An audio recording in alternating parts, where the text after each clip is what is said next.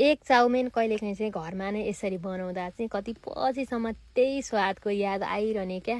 आज चाहिँ मैले कस्तो सजिलो तरिकामा बनाउँछु। अलिकति पानी बसालेँ, स्वादअनुसार नुन राखेँ, अलिकति बेसार अनि थोरै तेल राखेर यो पानी उम्लिन्छ अनि नुडल्स राख्छु। त्यसपछि यो नुडल्स राम्रोसँग पाकिसकेपछि हेर्नुहोस् त कति नरम भइसकेको छ। अब यसलाई चाहिँ सफा चिसो खाने पानीले मजासँग पखाल्ने है। जब राम्रोसँग पखालेर भ्याइसकेपछि अलिअलि तेल लगाएर राख्ने।